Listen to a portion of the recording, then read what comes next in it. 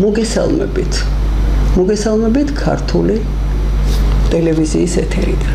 თქვენ უცქერთ გადაცემას ცოდნის სკივრი, რომლის ავტორი და წამყვანი გახლავართ მე, მანენა აბაშიძე.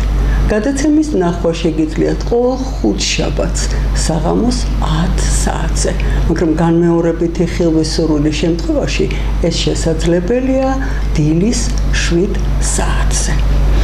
არ ამგონია ახლა ჩვენ მაყურებელს ძალიან არ გაუხარდეს ჩვენი სტუმრის დანახვა, რომელიც მე ვფიქრობ ძალიან სასიამოვნოსა და დასანახავია მისი საქმიანობიდან გამომდინარე. მოგზანებისთვის უღრმესი მადლობა და ეხლა მოგახსენებთ იმას, რომ რაც მე არ ვიცოდი, უნდა გავამხილო. მე ვიცოდი, რომ ბატონი ბესო ჩუბინიძე გახლავთ ჟურნალისტი და ყველანაირი ქართულის გულშემატკივარი. აი ეს თვისება, ესე იგი ჩემთვის იყო ყველაზე ღირებული ალბათ. და ეხლა აღმოჩნდა ჩემთვის მოულოდნელი კიდევ თვისებები, რამდენიმე თვისება, რომელსაც ეხლა მოგახსენებთ. ხატავდა ბატონი ბესო ჩუბინიძე ბავშვობაში და ორი გამოფენაც ქონია. ახლაც გამიცდება ხოლმე ხელი ხატვაზე, ასე რომ ბავშვობაში არ დავტოვე ყველა. ზურგი შექცევა არ შეიძლება. სითბური ფიზიკის სპეციალისტი, დოკუმენტალისტის შესანიშნავი არქივი, მფლობელი და ასევე რამდენიმე წიგნის ავტორი. მოდით დავაზუსტოთ, 4 წიგნის ავტორი. ასე რომ ბატონი ბესო ჩუბინიძე იქ სტუდიებში რომ კამათობს არასამართლიან აზრებთან, მხოლოდ ამით არ ამოიწურება მისი საქმიანობა. ეხლა მინდა ბატონ ბესოს მადლობის შემდეგ კითხო, როგორი იყო თქვენი ბავშვობა, ყმაწვილკაცობის პერიოდი როგორი იყო და რაზე ოცნებობდა ბესო ჩუბინიძე? ჯერ მოდი მადლობას გადაგიხდით ქალბატონო მარანა მოწვევისთვის. მადლობას გადავხდი ქართული ტივის მაყურებელს. ჩვენ ერთმანეთს კარგად ვიცნობთ, იმიტომ რომ ტელევიზიას ქართული ქვია და რასაც ქართული ქვია, ის ჩემთვის ფრიად მისაღებია. და რასაც ქართული ქვია, მეც მათთვის მისაღებია, ასე რომ ჩვენ ერთმანეთით ვივსებით და ერთმანეთით ვარსებობთ და ერთმანეთით ჭირდებით თქმა უნდა, ხო, ჭირდებით ერთი საერთო საქმისთვის, რომელსაც ქართული საქმის წინსვლა ქვია.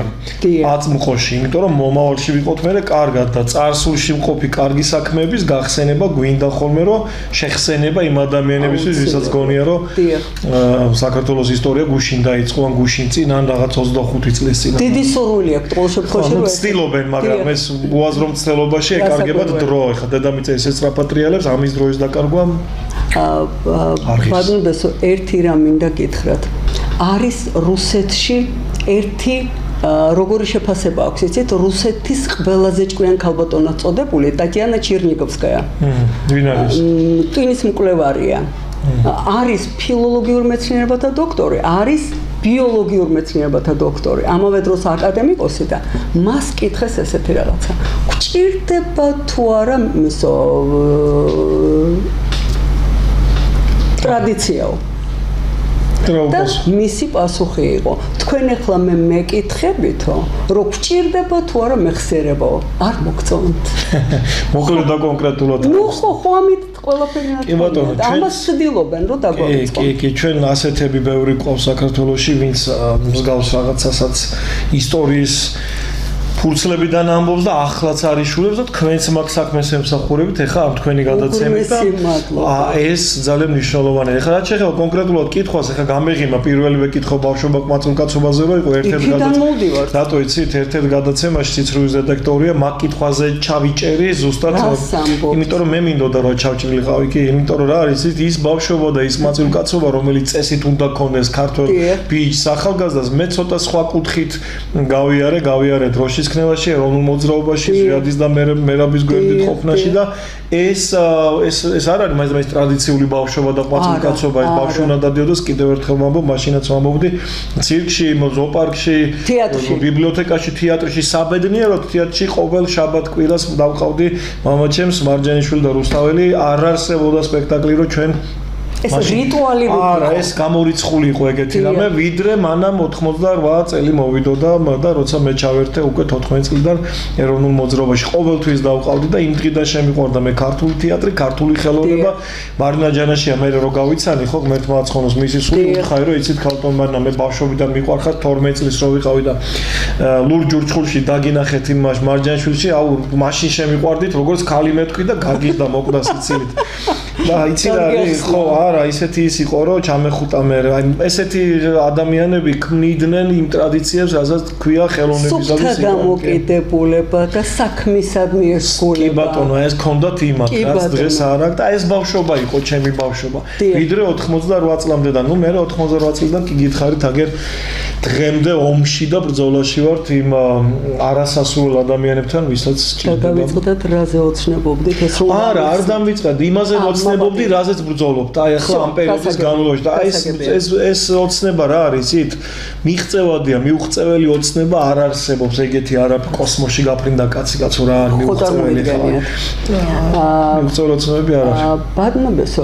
ერთ-ერთ გადაცემას ვუცქირი ამ ცოტა ხნის წინ ხო სადაც იყო დემურ გიორხელიძე მიწვეული და სტუდიაში ორი გოგონა იყო რომელსაც მე არ ვიცნობ სტუდენტები იყვნენ ალბათ მე მთლიანად არ მიცქერია მაგრამ რასაც ვუცქირე ნუ აი გადავირი ახლა დემოს მე ძალიან კარგად ვიცნობ და ნახე ესე იგი როგორ კაცი შეშლილი სახით იჭრაობა და რატომ გოგონა ზის აი ბალიში სავარძლები როა იატაკზე რომელიც იდა უფებს რომ ეძახიან იქ მოთავსებული და აი ეს ფეხებზე ნუ ეს უკვე მისი ის არის ნამდვილად გოგონა იყო? ნამდვილად გოგონა იყო და გამძაფრებული იცავს რა მოსაზრებას რას ამტკიცებს მეო რატომ დაავადგეო როცა აუდიტორიაში პროფესორი შემოდისო მე ახლა მინდა ვკითხო ჩემი მოსაზრება მინდა გითხრათ და თქვენსაც მოვისმენთ სიამოვნებით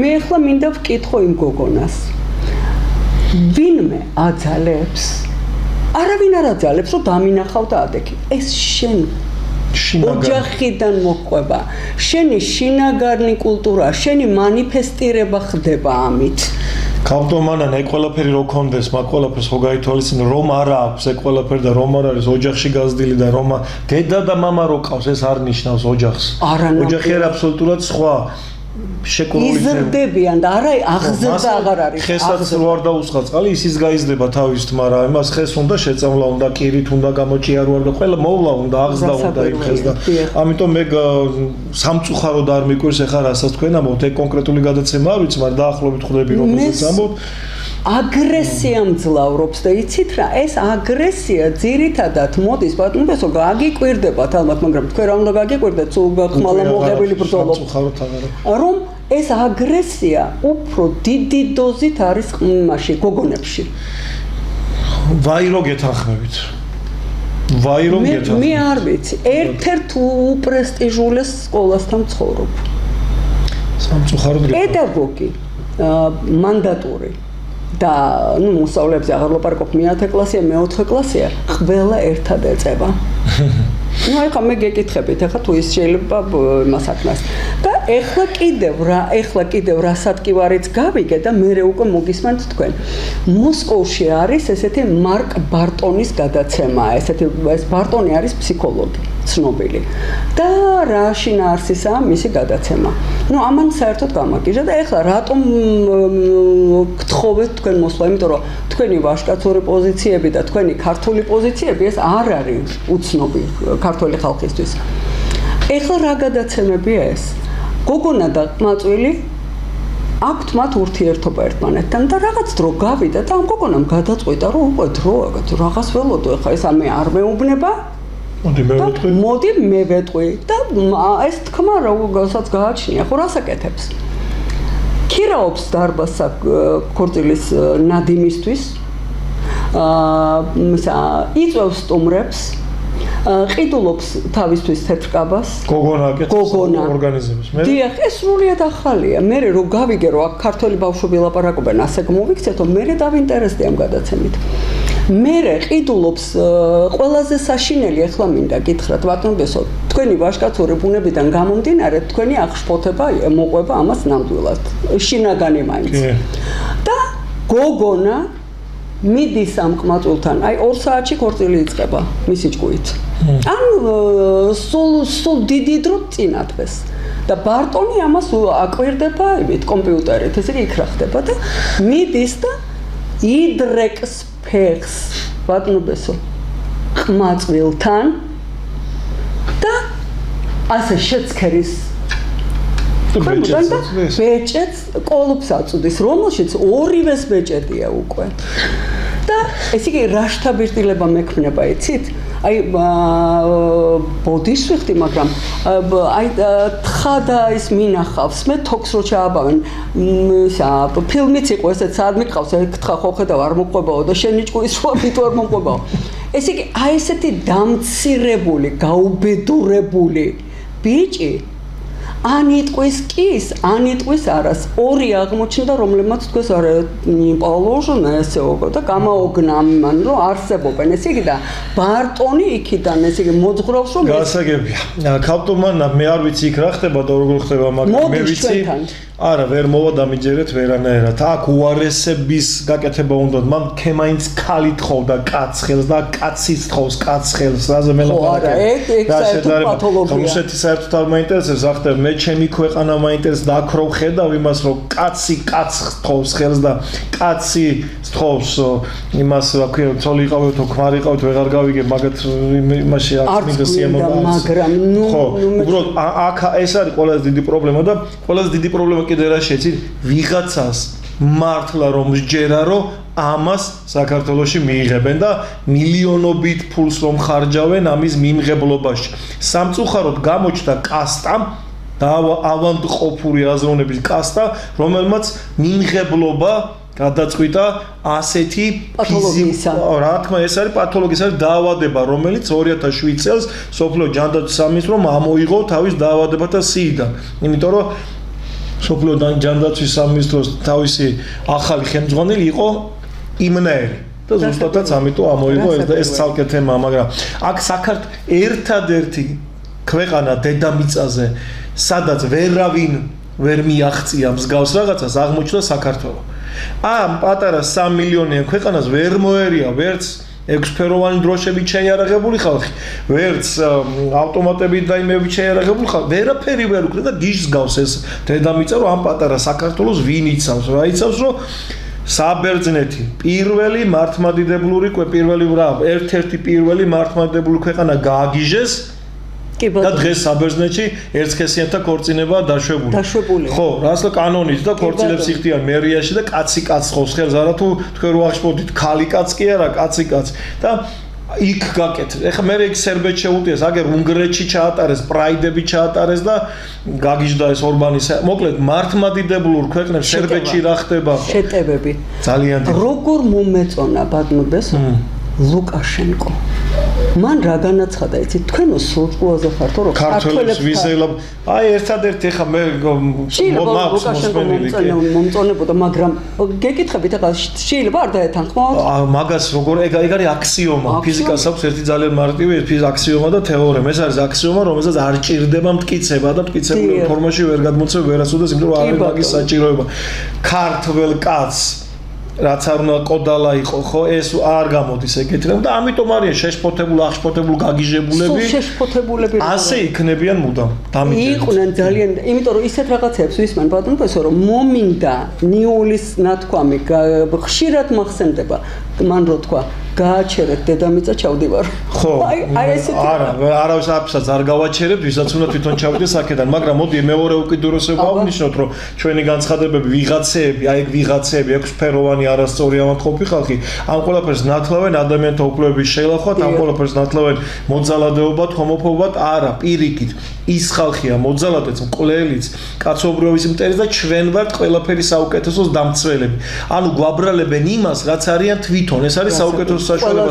ჩვენ თუ დავთმობთ ამ ყველაფერს და ესე შევეგუებით და ბოდიში და მე ძალიან თამამად ვამბობ ხოლმე, ღორის სტილებს ფეხზე დავიცვალ და უფლებას მივცემ ჭიპამდე ამოცოცების, მე აქამდე წამოვლენ. ამიტომ ფეხზევე უნდა დაასრისო ესეთი ჭიები, რომ არ გაბედონ თავზე ამოცოცებ. ჩვენ არც ჰომოფობები ვართ, ძალიან კარგად მით უმეტეს ჩემს საქმეში, რასაც ვემსახურებ ქართულ ხელოვნებაში.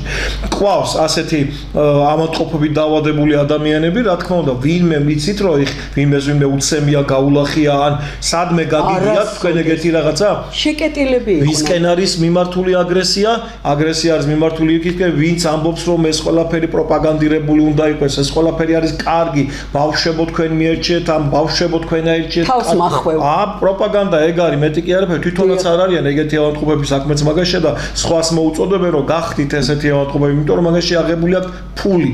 ეს არის ყველაზე საშინელება, როცა ფული გაქვს აღებული არასწორი საქმის პროპაგანდაში. და ეს რომ არ გამოგდის საქართველოში, ამიტომ გავხარ გიჟს. და ყრით სოფებს და გიჟდები რომ როგორ ვერ მოვერია ამ ერთ პატარა ქვეყანას. ერთი პრაიდი ვერ ჩავატარებინე რუსთაველზე.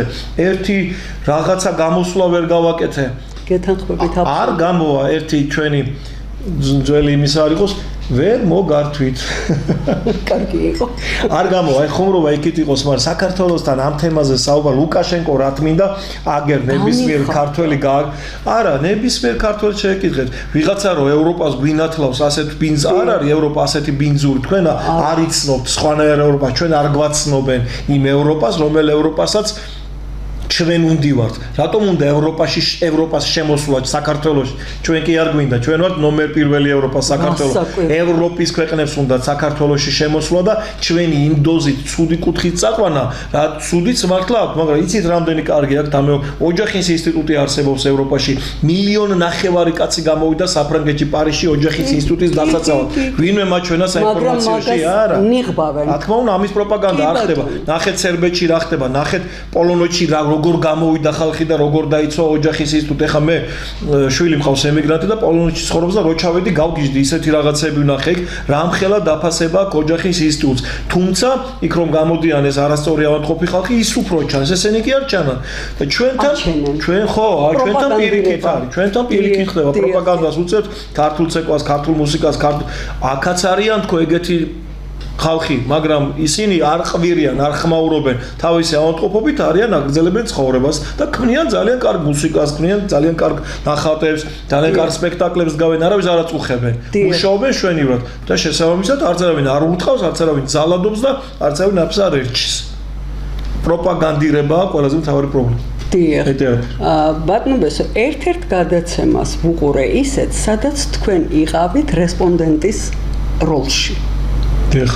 და არ მომეწონა ერთი კითხვა. წამყვანის მხრიდან დასმული. და ეს გეტყვით ეხლავე. პრუსტია ესეთი, ესე იგი, პრუსტის კითხვარები არის ცნობილი.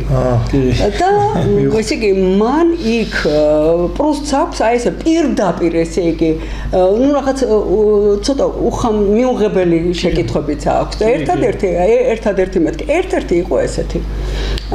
როგორ სიკვდილს ისურვებთ? ბატონო, რატომ მახსენებ ჯერ ერთი რომ რატომ მახსენებ ეს აქედან დავიწყოთ და მე კიდე უნდა ვიფიქრო რა უნდა ვთქვა როგორ ჯობია. ჩემ პასუხი მოისმინეთ მაგ გადაცემაში? მოვისმინე, მაგრამ არ მომეწონა ბატონებესო. თქვენ ტყვია ახსენეთ ბოლოში. ხო და ეხლა გიხსნით რატომ? ეხლა ვეგეტყვით. პოზნერი არ არსებობს რო არ იცოდეთ. ბატონოს ქვია. მას კითხეს ამ პრუსტის იმიდან კითხვარიდან, რომ როგორ ისურვებდით წასვლას. ხო და პრუსტის პასუხი, პრუსტის მეთქი, პოზნერის პასუხი იყო. მე ის გამუდმებით თამაშობს ჩოგბურთს. ან ჩოგბურთის თამაშის დროსო. ანუ როცა სიყვარულით ვიქნები დაკავებული. კარგით. ეს პოზნერი ხო? ეხლა ქსერქსე სპარსთა გიჟი მეფე რომელმაც დაანგრია ყველაფერი ბაბილონი და საბერძნეთის რამდენი ქალაქი და ესა და ბოლოს იქამდე მივიდა მისი სიგიჟე რომ ზღვარო აღელდა ორკილები დაადეთო და ეს ისა ქსერქსე გარდაიცვალა აი შეუკავებელი სიცილის დროს. კი ბატონო, შემდეგი ვაგზელებ. ბომარშეს მამა გარდაიცვალა ისეთი სიცილით, როცა ისე და თან მიზეზი რა იყო? შვილი უკითხავს თავის მას ნაშრომს, სევილიელი დალაქი რო დაწერა. აი იმას უკითხავს და ამ დროს აუტყდა სიცილი და აი ესე იმას აქნა წავიდა ბატონო განერიდა იმაში. დიდების მწვერვალზე სოფოკლე ტაშის გუგუნში. ასევე მოხდა ვოლტერი ბატონო. ხო და ვერ მოგიწონეთ ბატონო. რა მანდეთ რო არ წავიდეთ, ეხლა მე გეტყვით რა ავხსნი მაგა პასუხს, ესე იგი მე მაგადაც ეს იყო გადაცემაში ტაბულა პირდაპირ გეტყვით ძალიან არასასურველი კითხვა პასუხის რეჟიმი იყო, მაგრამ მე რა თქმა უნდა ყველა კითხვაზე მაქვს აბსოლუტურად პასუხი და ჩემი პასუხის ახსნის საშუალება თუ მეძლევა ხოლმე უხსნი. რა თქმა უნდა სოფოკლესთან და იმათან რო გავიქცეთ ესკილესთან, შეგვიძლია აგერ მარტივად გოგიცაბაძე დაიღუპა ყველაზე კარგი სიკვდილით ჭყალებში, რომელსაც ქვია სცენაზე სიკვდილი. მე მეომარი ადამიანი გახლავართ ქალტომან 17 წლის ბიჭი, რომელსაც აფხაზეთის ომის ვეტერანობა მერგო წილად და მალიშაზის თქვენს წინაშე და მე ვიცი რა არის ომი. ზუსტად ამიტომაც ვახსენე იმ ტყვით სიკვდილი მტრის წინაშე მე მირჩევნია მტრის გასროლი ტყვით მოკვდე მე თქვი და ესე წავიდე ამ ქვეყნიდან ვიდრე დანადამარტყა ზურგში მოყვარემ და ისე მოკვდე. აი ეს იყო ჩემი პასუხი. კარგი ახსნა იყო. ვერაფრით ვერ იმას გიზავთ შეგედავებით. აი ეს იყო როგორც მეომარი კაცის ახსნა, იმიტომ რომ ეს არის ჩემი ცხოვრება დაიწყო 17 წლის აი გპი რო ვახსენე ხო გპი ქვია ხა ჩემთვისაც თორე ტექნიკურ უნივერსიტეტს არავინ არ ეცა უფრო მისა გპიდან წამოსვლის შემდეგ და ომში წასვლის შემდეგ ეს იყო ჩემი მთელი ცხოვრების შეცვლა ნუ ასე თუ მიდიოდა წავიდა ასე და ეხა აი ასე მივალ იმ დანიშნულების ადგილზე ასე კი არა ცოტა რთული გზებით მაგრამ ეს ხო მეომარი კაცის პასუხი, ჯარის კაცის პასუხი იყო ეს ყველა. აბსოლუტურად გეთანხმებით. განმარტება მოგეცით. დიდებული განმარტება იყო. ეხლა ბატონო ბესო, მინდა გკითხოთ ესეთი რამ. თომას მანი ამბობს, ძალიან ხშირად მემართება ესეთი რამეო, რომ სულის ამოძრობამდე მღლისო ადამიანის როლის თამაშია. გესმით თქვენ? როდის თქვა. ეხლა ხო შეიძლება იგივე კითხვა გაჩნდეს. ეხლა აქედან გამომდინარე ბესო ჩუბინიძეს ნიღბის უკან რა შეიძლება ჩანდეს და ყველა ადამიანი ნიღაბს ვატარებ თამაში. ახლა უნდა ვიღო ტელეფონი და ვიპოვო ამას კითხვაზე პასუხი მე რომელიც იყო ესეთი კითხვა? არა, მე ეს კითხვა არ დასმულა და ისე გავეცი პასუხი მე ამ შეკითხვას, იმიტომ რომ ხშირად მაწუხებს ხოლმე ეს რაღაცა ხო ხვდებით? როცა დაждები ადამიანის მუზასაც ვერ დაარქმევ, ცოტა ისეთი პასუხია და აი ღმერთო მაპოვნინე, ეხა ის პასუხი სად დავწერე. ერთ-ერთ ეგრეთ წოდებულ სტორიზე, მოკლე მე მაქვს ნიღაბის სახეზე მასხარის, რომელიც ცინის, მაგრამ თქვენ გინახავთ ნამდვილი მასხარა რო იცინოდეს სადმე? აი ეს ჩემი პასუხი. ამ პასუხში რა არის იცით ადამიანები რა ნიღაბსაც მოვირგებთ ხო ის ნიღაბი ან იქნება ესეთი ან იქნება ესეთი სხვანაირი ესეთი ნიღაბი არ არსებობს ემოციური ნიღაბი ემოციას ნიშნავს ხო არის ან ესეთი ან ესეთი ან ტკივილია და ან ხო სიხა მაგრამ ნიღბების ცვალებადო ცვლილება არ ამგონია რომ მაინც დიდი დანაშაული იყოს იმიტომ რომ მე ხან ისე ვარ ხან ასე ვარ ეხა ადამიანები ვარ ყოველთვის კარგი მასე ვერ ვიქნები ეხლა მაგალითად შოვიდან ჩამოვედი მე და ტრაგედიიდან 2 წლის მერე თუ რამდენი 2 წლის მერე ხო მე დავდიოდი დიდ სამოთხეში არსებულ პატარა ჯოჯოხეთში დავდიოდი 40 წუთი ხელში მეჭირა ეს ტელეფონი და წერდი გადაცემას ვიდეო და მე ეს დავდე და შევედი ყველგან სადაც კი აქამ იმის შემდეგ არ შესულა ადამიანი შევედი იმ ბარში სასადილოში სადაც ჭიქებში ჩასმული ის არ არის დამხვდა ჯერ კიდევ სასმელი რაც 2 წლის წინ ტრაგედია აი იქ ყველაფერი დამხვდა იქ დრო გაჩერებული ემოციურად იცით ეს რამხელა კარგი ნათქვამ შეფასება დრო შეჩერდა კი ეს იყო მართლა შეჩერებული დრო იყო და მე მოგზაურობდი იმ გაჩერებულ დროში და რომ ვანახე ეს ყველაფერი ხალხს და ეს 40 წუთიანი გადაცემა არც კი მეგონა ერთ დღეში 50000 ნახვა წავიდა და არც არ დამიდია მარტო ჩემი მასე დავდე და რო ვკითხულობ კომენტარს კომენტარებს ხო გარდა თქვა რაღაც იდიოტური კომენტარების მთავრობებს რო აბრალებენ ხოლმე ამაზე მეცინება ეს რაშუაში ამთა ხო გარდა იმისა შევალყე რომ ხალხს აი რატომ ვერ უნდა გაბედო და შენ რატომ ვერ უნდა მიხვიდე იგივე ტრაგედიის ადგილზე რატომ არ უნდა გაგახსენდეს ის დაღუპულთა სულები რატომ არ უნდა გაგახსენდეს ის გმირები რომლებიც გაერთიანდნენ 2 წლის წინ და ერთად შეებრძოლნენ და ერთად მუშაობდნენ გადარჩენაზე დასუფთავებაზე რატომ უნდა მივდიოდე მარტო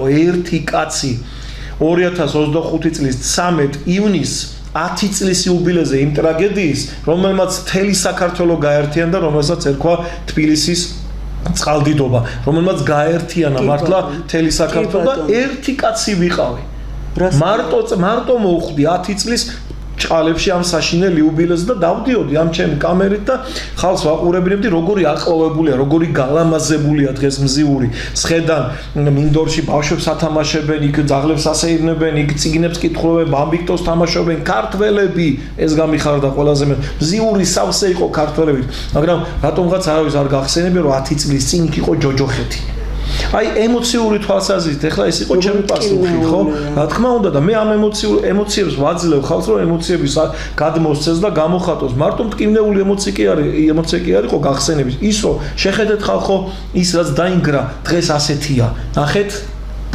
ესეც გიხაროდეთ იმ ტრაგედიის გახსენებასთან ერთად ესეც შოვი დაინგრა 2 წლის წინ მაგრამ მე ვიღაცები წერდნენ იქ აღდგენა საუკუნეები რა საუკუნეები არ უნდა მიწაჯდება მაქსიმუმ 5 წლის განმავლობაში ფორმირდება მთები ფორმირდება კალაპოტის მდინარის და ამას მინიმუმ გეოგრაფიის ცოდნა უნდა პატარა სკოლაში ვესწავლოთ გეოგრაფია მივხვდებოდნენ რომ საუკუნეები არ ჭირდება მას ფორმირება აი ეს ემოციების თამაში არის ყველაფერი ჩვენს თვალწინ ჩვენ წინ ხდება უბრალოდ აქ კი არ უნდა ვიყოთ აი ესე კი არ უნდა ვიყოთ ახლოს უნდა ვიყოთ ბუნებასთან ბუნება გაძლევს ემოციას შენ გაძლევს ემოციას ის რაღაცა და ან ესე იქნები მე და ან იქნები ესე გააჩნია სათხდები მე რომ მოვხდი მზიურში და 10 წლის შემდეგ იმ გაპარტახებულ ჯოჯოხეთიდან 60-ში გადავედი აი ესე ვიყავი და რომ ჩავედი შოუში აი ესე ვიყავი იმიტომ რომ ჯერ 2 წელი გავიდო მაგრამ დარწმუნებული ვარ მოვა დრო და იქაც ამაყად გავიდე და იქაც მექნება ეს ემოცია რომლის მართვა იქნება ძალიან მარტივი მე ძალიან გამიხარდება რომ თქვენი მოლოდინი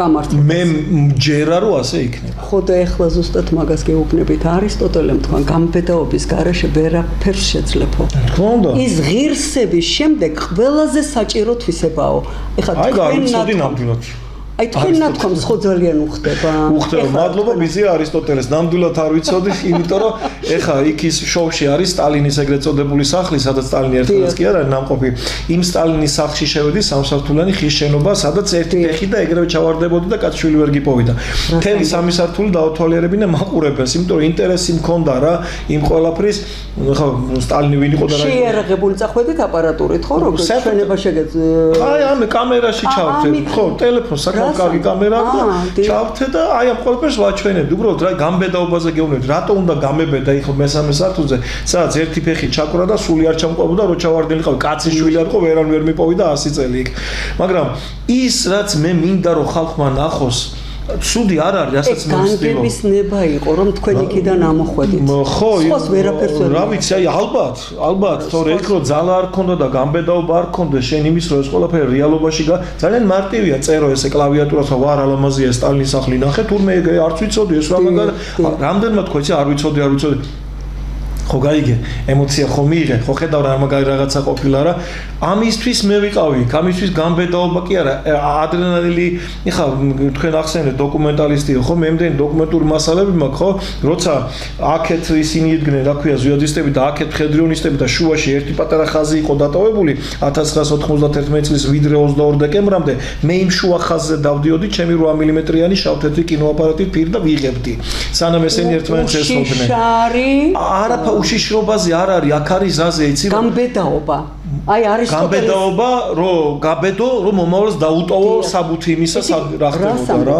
გამბედაობაო ღირსების შემდეგო ღირსება ხო უპირველესია არისტოტელია ბოლო ლევანა ბერძენიშვილი ხო არ არის არისტოტელია და არისტოტელეს დაეჯერება ეხლა და არისტოტელეს უნდა დაუჯეროთ მაგრამ ძალიან კარგად დაემთხვა ხა თქვენ ამბობთ ხო აი არ ვიცოდი თუ ეგ ის ღირსების შემდეგ ყველაზე ღირებული თვისება არის გამბედაობა ეგ უნდა ჩავიწერო და მე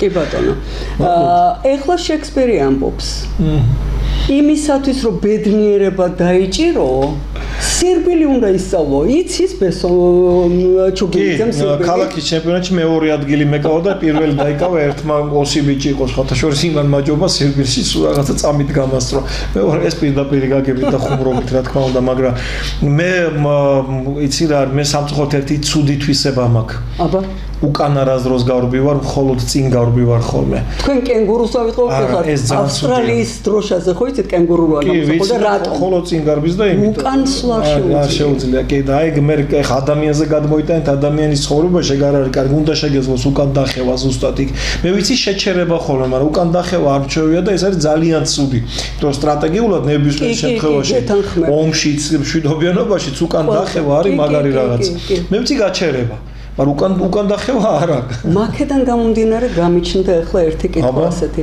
ნაპოლეონს ყავდა ერთი გენერალი ოჟერო იყო გვარად და გამოიძახა ერთ დღეს თავისთან და ეუბნება შენო ერთი თავით ახარ ჩემზე მაღალიო მაგრამო თუ შენ ჩემთან თავხედობას გააგრძელებ ეს განსხვავება წაიშლება წამშიო ხავი მოჭრა ხო? დასაკვირველია. ხო, რა ვიცი. მაგრამ ესეც ხო აი ხა მითხარით ახლა. აი კაპტონმანა ნაპოლეონი რა გვინდა როცა ჩვენ ყავდა დავით აღმაშენებელი რომელიც დიდგორ ბრძოლაში რო წავიდა უკან დასახევი კარი ჩაკეტა ამოქოლა და ხალხს არ მისცა უკან დახევის საშუალება. მეტი სტრატეგია რა გვინდა. მივალთ იქამდე რომ ეს თქვენი მოგონილია. ხო ხედავთ არა გიორგი სააკაძე სად იყო ვინ არის გიორგი სააკაძე? ო რა ვიცი ერეკლე მეორე ვინ არის? ქუჩაში იყო გამოკითხვა. ვერაზე ვცხოვრობ და იქ ესე იგი აპარატით კამერებით იყვნენ, ორნი იყვნენ ახალგაზრდა და იმ დროს გავიარე რომ ბავშვებს ეკითხება ეს ბასტილია ვინა იყო ეს გოგონა და ყმაწვილი ეკითხებიან გამლელებს ახალგაზრდებს ჩემი ბედი რო ვიცი მაგასაც მე ეგ ანეკდოტია, უკვე ანეკდოტია, ხო არა? მაგრამ მე მოვისმინე, ბატონო. საქმე რა შეიცი კაპტონმანა, დარწმუნებული ვარ 100-დან 90% რომ კითხვის დამსმელმაც კი არ იცოდა ბასტილია საერთოდ რა იყო. ვერ შეგედავები. იცით რატო?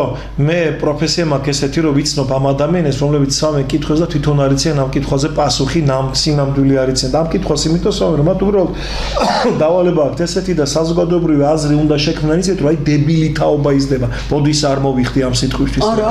იმიტომ რომ ასე ცდილობენ, მე უყურებ ამას, რომ უნდათ ანახონ, ნახეთ რა დებილი ახალგაზრდობა მოდის და როგორი დებილი თაობა, აი ეს უნდათ ანახონ. სამწუხარო რეალობაა. არ არის ეს რეალობა.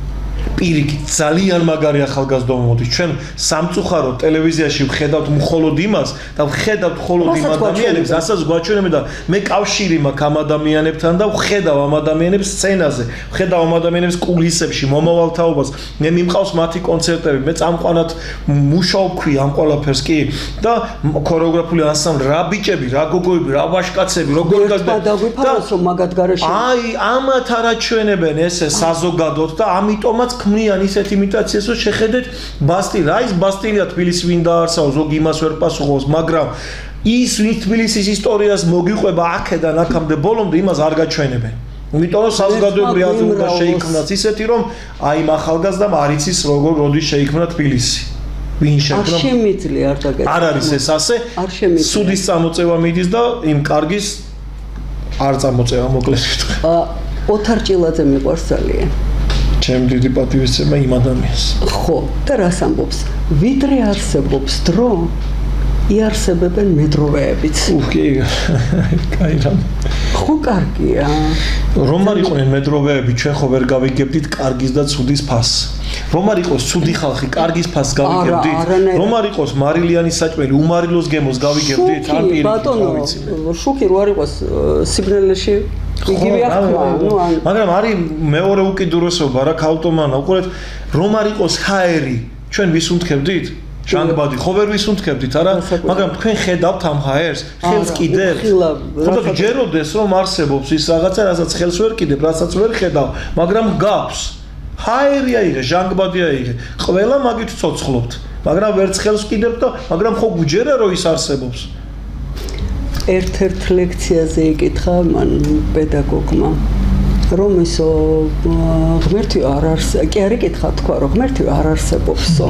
აბა მაჩვენეთო სად არისო და წამოდგა ერთი ყმაწვილი. ხო და ისე უბნება ესე კი ეს ყმაწვილი. თქვენო ყველაფერს ხედავთ რა არის აღქმა შეგიძლიათ და რაც შეგიძლიათ. აი ეგ იყო ზუსტად ეხლა. ხო, აი ეს ეგ არის. ანუ რო გჯერა და გწამს, ეს არის საქმის ნახევარზე მეტი. რასაკვირველია. იყო ასეთი ისა ლათინოამერიკელი მხატვარი ფრიდა კალო. არ ვიცი, სამწუხაროდ. და არ არსებობს რო ერთად გაერთიანებული წარბები ქონდა ესეთი არ არსებობს რო არ იცოდეთ ხო გითხარით. და ეს ფრიდა კალო ამბობს რომ ისა მეო ალკოგოლსო მას აბრალებდნენ რომ სვავსო. ხო. მივიდა იმამდე ხმა და რა გორუპასუხა იცით. მეო ალკოგოლსო სვავ ჩემი ტკივილების ჩასახშობათო მაგრამო ამ ალკოგოლმა ისა ტკივილება ცურვა ისწავლესო. რახან სასმელში მოშებოდა კლავდა. კი. ეს აღარ მშველისო უკვე. ხდებით ესე იგი ალკოგოლს დარდის ჩასახშობად ხმარობდიო. ვინ იყო ეგ კაცი გამითხარით? კაცი არა, ქალია. ფრიდა კალო. ფრიდა კალბატონი. იმიტომ იყო ის რომ ესე იგი ისა ყველას უკვირდა რომ სასმელს მიძალებული იყო და ახსნა ესეც. აბა ჩვენმა ფიროსვანმა რითი ახსნა 1000 ვარდის ჩუქება იმ ქალბატონის მიმართ ხომ გახსოვთ? როგორ არ მახსოვს? აი უფრო დიდი ფენომენი არ არის რომ ის სიყვარული რა სიყვარული წამიერად ეწვია ფიროსვანს ნიკოლას ხო? დაათმობია ყველაფერი. ხო, აი რა ამაზე დიდი რა გინდა იყოს?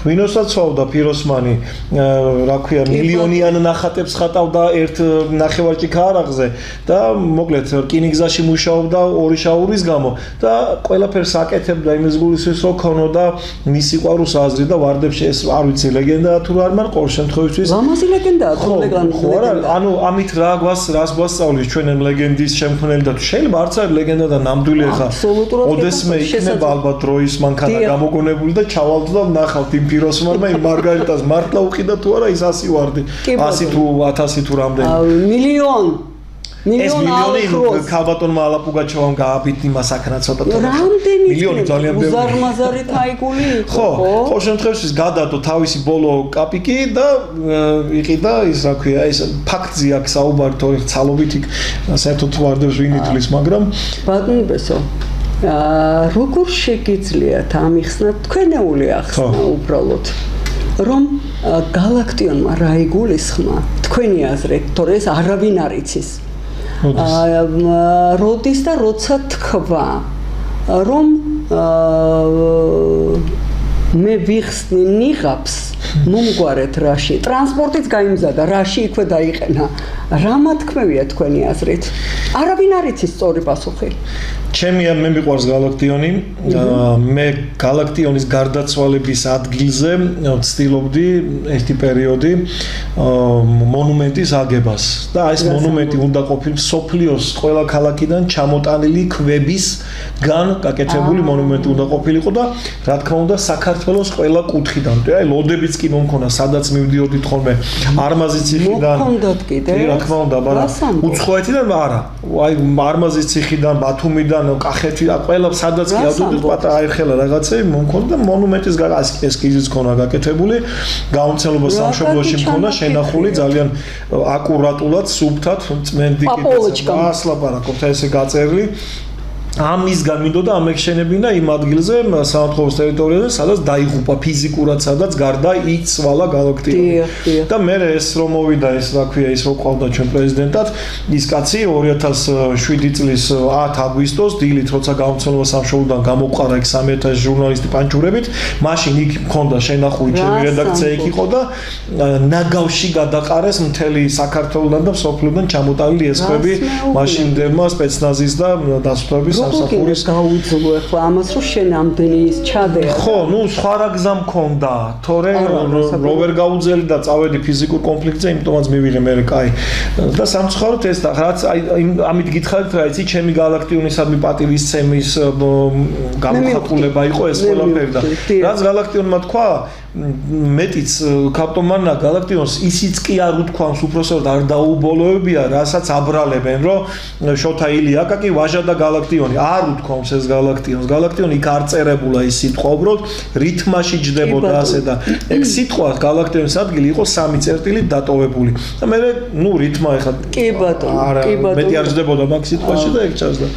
ეხლა თქვენ ხელმოკლეობაზე აღნიშნეთ და გამახსენდა უცბად შექსპირის 55 სონეტი. სადაც რა არის იცით აღნიშნული ბატონო, რომ შევიდა მასში დავარქვათ სასაუზმე. ხო. ნუ შეერი იყო და მოითხოვა ერთი ულუფა კატლეტი. ერთი ულუფა კატლეტი. მიირთვა და მიაკითხეს უკვე რომ ანგარიში გადაიხადეო. ადგა და დაწერა ლექსი. აი ეს 55 სონეტი. და მისცა იმას მიმტანს რომ გარდაიცვალა შექსპირი 9 მილიონად. გესმით? ასია პიროსმანიც, მოკვდა თუ არავინ არ გალაქტიონიც და პიროსმანიც. გალაქტიონს არ გახსოვს იმ ქვეყნად რო აცილებდნენ ოპერის თეატრიდან ფარდა გამოიტანეს რომ ლანჩი დახეული მას ეკრა დაეფარათ და მერე კინაღამ თავიდან ამოყარა. ვაჟარა ასე არ იყო კაცო, იქნება 2 კაპიკიო გამომიგზავნოთო ჰონორარიო სანამ მოკვდებით, სანამ პომპეზურ დამარხვას მომიწყობთო და დაგზავნოსო ის 2 კაპიკიო რომ რაღაც პური ვიყიდო. აქ რომ მოიწვიეს წერალთა სახლში რაღაც სიმპოზიუმი იყო და მოიწვიეს ვაჟა და გზის ფული არ მაქვს როგორ წამოვიდეო. მოკლედ ეგ ცუდი თვისება გვაქვს დედამიწელებს რომ სიცოცხლეში ნაკლებად ვაფასებთ ადამიანებს და მე რო გარდაიცვლებიან ხოლმე. კარგი ნათქვამი იყო ხა თქვენგან აქ რომ დედამიწელებს და არა მარტო ჩვენ. კი. ბევრს აქვს. კი, მაგრამ ქართველებს მე ვერ ვიტა როცა ქართველებს აბრალებენ ხოლმე რა ქართველების თვისება დაგვიანება ბიჭო რატოა ქართველების დაგვიანება სადგინახავთ რომ მაინც და მაინც გერმანული სიზუსტით არ არის ეს ბატონებო ბევრი ქვეყანა მაქვს მოვლილი და ბევრგან დაუგვიანებთ იმ მასპინძლებსაც და ნუ აკანინებთ ქართველობა აი ცდელობა იმათი ცდელობა სხვათა შორის ეს თავში ვიზას დავიწყეთ საუბრო ქართველები ბოდიში და ბანძები და ყველგან აგვე დროის შეგზდა უპასუხის არა ბატონებო არ არის ქართველი კაცი ესეთი რა ლეონარდო და ვინჩი და მიქელანჯელო. კი ბატონო. დასანახად ვერ იტანდნენ ერთმანეთს და ჩვენ აქ ვიძახით ახლა რომ ნიჭიერებას ეგრევე მაგას არავინ არ იტყვის ქალბატონო მანანა სამაგეროთ იცი რა სიტყვიან აი ილია და აკაკი ვერ იტანდნენ ერთმანეთს მაგას წამოგაძახებენ იმას კი არ იტყვიან რომ ლეონარდო და ის არის ჯერ ეგეთი ვერ იტანდნენ არა სულ შემოქმედებითი ის ჰქონდათ მაგათ რა ქვია ჩხუბი და შემოქმედებით მაგრამ ვერ იტანდნენ ნუ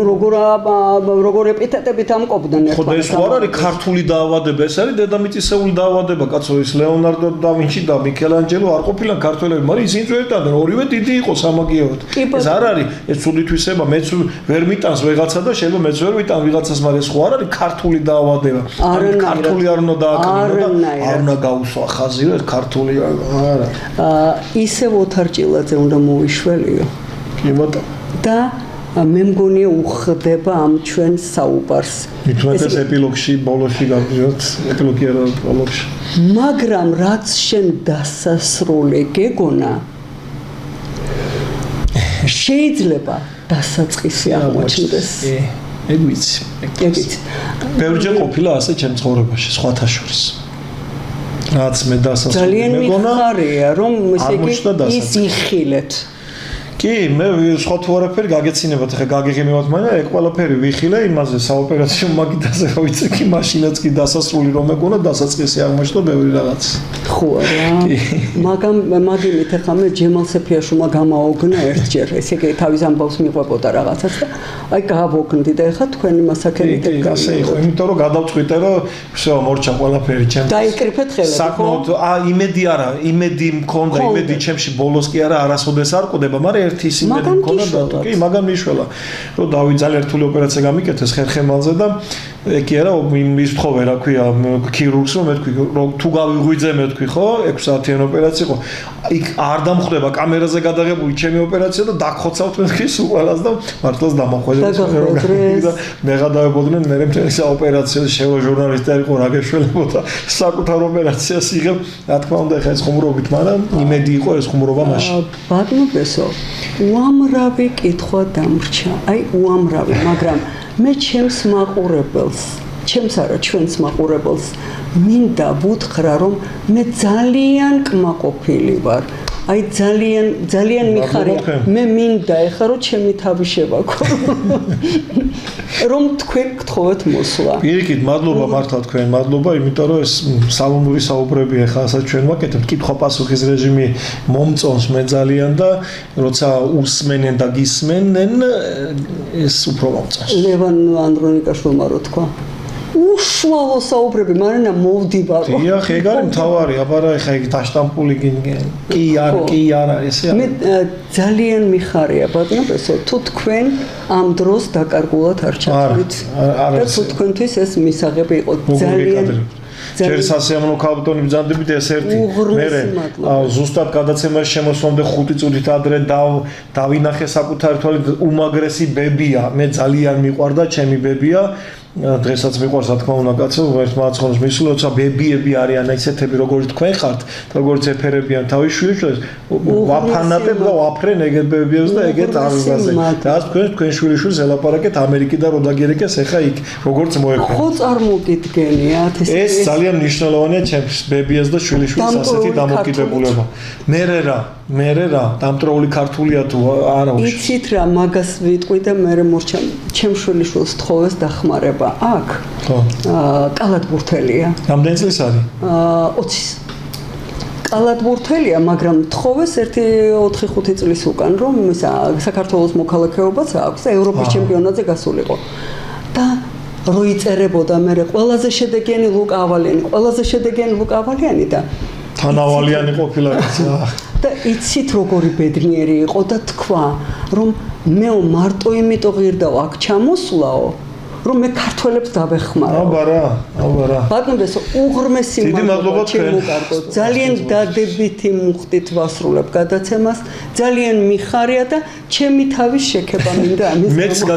მეც გაქებთ კი არა მაყურებელი იხილავს ამ ყველაფერს გადაცემას და მაყურებელს ძალიან დიდი მადლობა რომ გვისმინეს 45. უღრმესი მადლობა თქვენ და მე გემშვიდობებით შემდეგი ხუთშაბათის 10 საათამდე და ბატონებსო თვითონ მოგახსენებთ გამშვიდობების. კიდევ ერთხელ მადლობა და აი რითაც გამოვდივარ ხოლმე ყველა სცენაზე იმ ფრაზით დაგემშვიდობებით.